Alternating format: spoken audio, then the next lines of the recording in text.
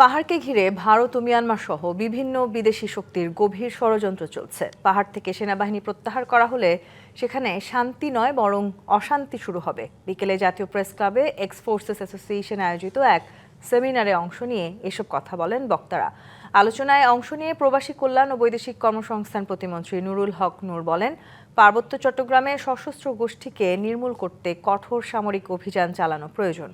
প্রধানমন্ত্রীর রাজনৈতিক সহকারী রাশেদ খান বলেন, প্রতিবেশী রাষ্ট্রের চক্রান্তে পাহাড়কে বাংলাদেশ থেকে আলাদা করতে বিভিন্ন জনগোষ্ঠীর হাতে অস্ত্র তুলে দেওয়া হচ্ছে। বক্তারা বলেন, পাহাড় বা সমতলে বসবাসকারী সবার একটাই পরিচয়, আমরা বাংলাদেশী, এবং এই পরিচয়ই আমাদের গর্ববোধ করা উচিত।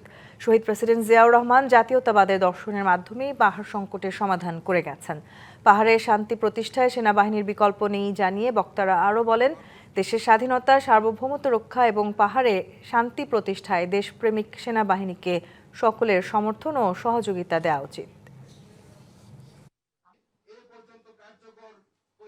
বিশেষ করে আমাদের পাহাড় নিয়ে অনেক চক্রান্ত আছে, ষড়যন্ত্র আছে। দেখেন, পাহাড় থেকে যদি সেনাবাহিনীকে সরিয়ে দেওয়া হয় তাহলে পাহাড়ে শান্তি নয় আরো অশান্তি শুরু হবে। ভারতের বিজেপি আরএসএস এর যে পলিসি এবং বিশেষ করে বাংলাদেশের রাজনীতিবিদরা যদি এখনো এটা সম্পর্কে সচেতন না হয় তাহলে বাংলাদেশ সামনে অনেক সংকটে পড়বে।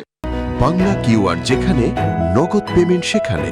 সারা দেশে 10 লাখেরও বেশি মার্চেন্টে নগদে পেমেন্ট করুন খুব সহজে।